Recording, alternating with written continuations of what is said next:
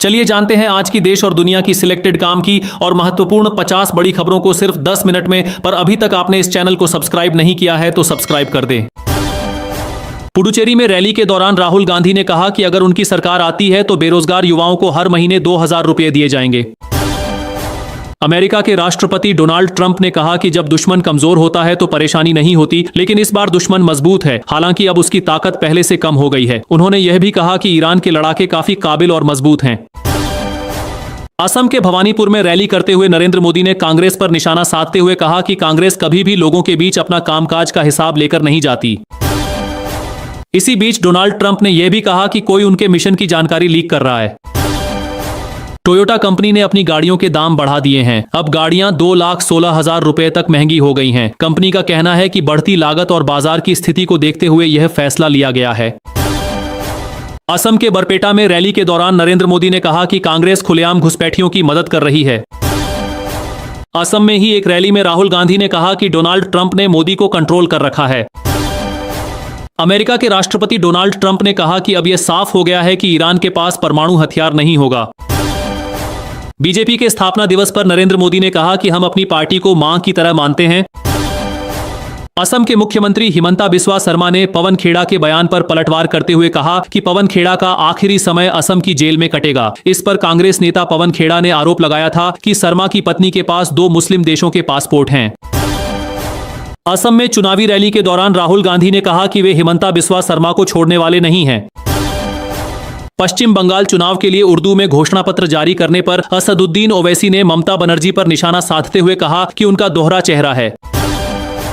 Middle east में चल रहे तनाव के बीच नरेंद्र मोदी की सरकार एक बड़ी योजना लाने की तैयारी में है। करीब 2,50,000 करोड़ रुपए की क्रेडिट गारंटी स्कीम लाई जाएगी, जिसमें बिना गारंटी के सस्ता लोन मिलेगा और ज्यादातर जोखिम सरकार खुद उठाएगी, जिससे कारोबारियों को राहत मिलेगी। पश्चिम बंगाल में चुनावी माहौल के बीच पुष्कर सिंह धामी ने बनगांव में रोड शो किया और बीजेपी के लिए माहौल बनाने की कोशिश की। उन्होंने ममता बनर्जी और टीएमसी सरकार पर हमला बोलते हुए कहा कि वहां की सरकार सिंडिकेट की तरह काम कर रही है और कट कमीशन ही उसकी पहचान बन गई है। अमेरिका के राष्ट्रपति डोनाल्ड ट्रंप ने कहा कि ईरान पर उनकी जीत हुई है और अब जरूरत पड़ी तो अमेरिका भी स्ट्रेट ऑफ हॉर्मुज पर शुल्क लगा सकता है। पश्चिम बंगाल में एसआईआर के दौरान 27 लाख से ज्यादा मतदाताओं के नाम वोटर लिस्ट से हटाए जाने की बात सामने आई है। राहुल गांधी ने कहा कि राज्य की बीजेपी सरकार समाज में नफरत फैलाने का काम कर रही है। उन्होंने कहा कि अगर कांग्रेस की सरकार बनती है तो ऐसे लोगों पर सख्त कानूनी कार्रवाई होगी, चाहे वो माफी ही क्यों न मांग लें। साथ ही उन्होंने जुबिन गर्ग को न्याय दिलाने का भरोसा भी दिया। टीएमसी नेता अभिषेक बनर्जी ने कहा कि ख्वाजा आसिफ ने कोलकाता को उड़ाने की धमकी दी थी, लेकिन भारत के प्रधानमंत्री, गृह मंत्री और रक्षा मंत्री चुप रहे। उन्होंने यह भी कहा कि उन्होंने ख्वाजा आसिफ का नाम अपनी लिस्ट में डाल लिया है और मौका मिलने पर कड़ी कार्रवाई करेंगे। नरेंद्र मोदी ने कांग्रेस पर आरोप लगाया कि वह एआई के जरिए झूठी तस्वीरें बनाकर लोगों को गुमराह कर रही है। भारत में ईरान के राजदूत मोहम्मद फतेहली ने कहा कि स्ट्रेट ऑफ हॉर्मुज सिर्फ उन्हीं देशों के लिए बंद किया जाएगा जो ईरान के साथ युद्ध में होंगे। गृह मंत्री अमित शाह ने राहुल गांधी के पेट्रोल डीजल की कीमतों वाले बयान पर तंज कसते हुए कहा कि कीमतें भारत में नहीं बल्कि पाकिस्तान में बढ़ी हैं। असम में रैली के दौरान नरेंद्र मोदी ने कहा कि कांग्रेस वही बात करती है जो पाकिस्तान को पसंद आती है और उनका कनेक्शन हमेशा देश के खिलाफ जाता है। एलपीजी गैस को लेकर राहुल गांधी ने मोदी सरकार पर निशाना साधा। उन्होंने कहा कि सरकार ने इस मुद्दे को भी कोविड की तरह संभाला, जिसमें नीति कम और घोषणा ज्यादा थी और इसका बोझ गरीबों पर पड़ा। उन्होंने कहा कि 500 से 800 रुपए रोज कमाने वाले मजदूरों के लिए गैस अब बहुत महंगी हो गई है। असम, केरल और पुडुचेरी में चुनाव प्रचार आज शाम 5 बजे से बंद हो जाएगा और तीनों जगह 9 अप्रैल को वोट डाले जाएंगे। राज्यसभा के सभापति जगदीप धनखड़ ने मुख्य चुनाव आयुक्त ज्ञानेश कुमार को हटाने के लिए दिए गए 63 सांसदों के नोटिस को मानने से इनकार कर दिया है। वहीं लोकसभा स्पीकर ओम बिरला ने भी इस प्रस्ताव को खारिज कर दिया है। पश्चिमी एशिया में चल रहे संकट का असर अब भारत में भी दिखने लगा है। एलपीजी गैस की किल्लत बढ़ रही है और पीएनजी की मांग तेजी से बढ़ रही है। Chamber of trade and industry ने नरेंद्र मोदी से मांग की है कि एलपीजी और पीएनजी को टैक्स फ्री कर दिया जाए ताकि लोगों को राहत मिल सके। कांग्रेस नेता अखिलेश पी सिंह ने कहा कि जब तक मोदी सरकार रहेगी तब तक देश में मंदी और बेरोजगारी बनी रहेगी। कांग्रेस नेता पवन खेड़ा के दिल्ली वाले घर पर असम पुलिस की टीम पूछताछ के लिए पहुंची है। उनके साथ दिल्ली पुलिस भी मौजूद रही। खेड़ा ने हाल ही में प्रेस कॉन्फ्रेंस में हिमंता बिस्वा शर्मा की पत्नी को लेकर पासपोर्ट वाला आरोप लगाया था, जिसे गलत बताते हुए शर्मा की पत्नी ने एफआईआर दर्ज कराई थी। उसी के बाद पुलिस उनसे पूछताछ करने पहुंची है। मिडिल ईस्ट में चल रहे तनाव का असर अब भारत में भी दिखने लगा है। खासकर कपास के दाम तेजी से बढ़े हैं। महाराष्ट्र के अमरावती जिले में कपास की कीमत एक ही दिन में करीब 700 से 800 रुपए बढ़कर लगभग 8,300 रुपए प्रति क्विंटल तक पहुंच गई है। पाकिस्तान के रक्षा मंत्री ख्वाजा आसिफ ने कोलकाता को लेकर जो धमकी दी, उस पर टीएमसी सांसद अभिषेक बनर्जी ने तीखी प्रतिक्रिया दी। उन्होंने कहा कि अगर उनकी सरकार आई तो वे जवाब देने के लिए तैयार रहेंगे और कड़ा एक्शन लिया जाएगा। पश्चिम बंगाल में वोटर लिस्ट से नाम हटाए जाने को लेकर विवाद चल रहा है। प्रशांत भूषण ने कहा कि किसी का नाम सिर्फ शक के आधार पर नहीं हटाया जा सकता, जब तक कोर्ट या ट्रिब्यूनल यह साबित न कर दे कि वह व्यक्ति नागरिक नहीं है। बंगाल में चुनाव जैसे जैसे पास आ रहे हैं, राजनीति और गर्म होती जा रही है। ममता बनर्जी ने एक रैली में कहा कि बाहर से सुरक्षा बलों के ट्रक लोगों पर कार्रवाई करने आ सकते हैं। इस बयान पर बीजेपी ने कड़ी प्रतिक्रिया दी और कहा कि इससे माहौल बिगड़ सकता है। गुवाहाटी में कांग्रेस अध्यक्ष मल्लिकार्जुन खड़गे ने असम सरकार पर निशाना साधा। उन्होंने लोगों से अपील की कि वोट के जरिए सरकार बदलें और भ्रष्टाचार खत्म करें। उन्होंने यह भी कहा कि राज्य को अहंकारी नेतृत्व नहीं चाहिए। उत्तर प्रदेश में मंत्री अनिल राजभर ने अखिलेश यादव और समाजवादी पार्टी पर हमला बोला। उन्होंने कहा कि उनकी बातों को लोग गंभीरता से नहीं लेते और जब उनकी सरकार थी तब उन्होंने पिछड़े, अति पिछड़े और दलितों के साथ अच्छा व्यवहार नहीं किया।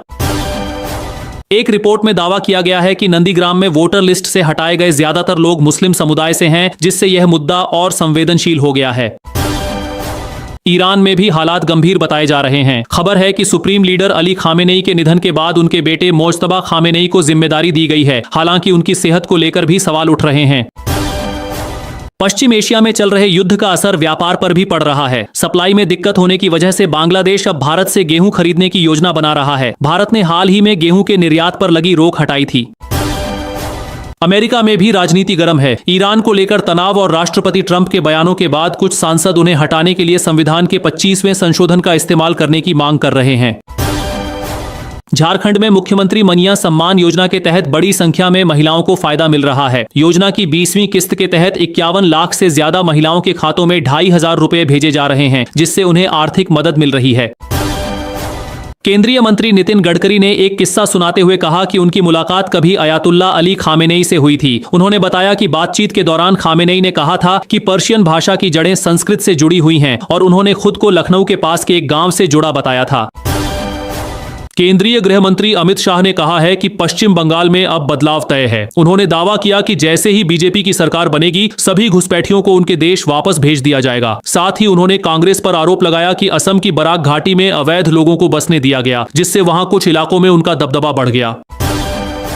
कन्नौज में अखिलेश यादव ने बीजेपी सरकार और चुनाव आयोग पर गंभीर आरोप लगाए। उन्होंने कहा कि जब बीजेपी जनता से हारने लगती है तो आयोग के साथ मिलकर साजिश करती है। उन्होंने एसआईआर को एनआरसी जैसा कदम बताया। आम आदमी पार्टी के नेता संजय सिंह ने यूपी सरकार पर बेरोजगारी को लेकर हमला बोला। उन्होंने कहा कि सरकार या तो लोगों को रोजगार दे या फिर हर महीने 10,000 रुपए का भत्ता दे। तेलंगाना में विधायक टी राजा सिंह ने असदुद्दीन ओवैसी पर निशाना साधा। उन्होंने कहा कि ओवैसी मुसलमानों के नाम पर सिर्फ वोट बैंक की राजनीति करते हैं और अलग अलग राज्यों में अपना फायदा देखते हैं। आजमगढ़ दौरे पर मुख्यमंत्री योगी आदित्यनाथ ने विपक्ष पर हमला बोला। उन्होंने कहा कि समाजवादी पार्टी ने सिर्फ अपने क्षेत्र सैफई पर ध्यान दिया और पूरे पूर्वांचल के विकास को नजरअंदाज किया।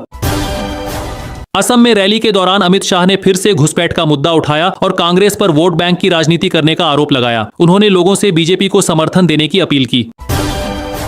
पाकिस्तान के रक्षा मंत्री ख्वाजा आसिफ के बयान पर राजनाथ सिंह ने कड़ा जवाब दिया। उन्होंने कहा कि अगर पाकिस्तान कुछ करने की कोशिश करेगा तो उसे करारा जवाब मिलेगा। साथ ही उन्होंने 1971 की याद दिलाई, जब पाकिस्तान 2 हिस्सों में बंट गया था। असम चुनाव से पहले नेताओं के बीच बयानबाजी काफी तेज हो गई है। मुख्यमंत्री हिमंता बिस्वा शर्मा और कांग्रेस नेता पवन खेड़ा के बीच तीखी नोकझोंक हो रही है। शर्मा ने मजाकिया अंदाज में कहा कि वह पवन खेड़ा को पवन पेड़ा बना देंगे, जिससे विवाद और बढ़ गया।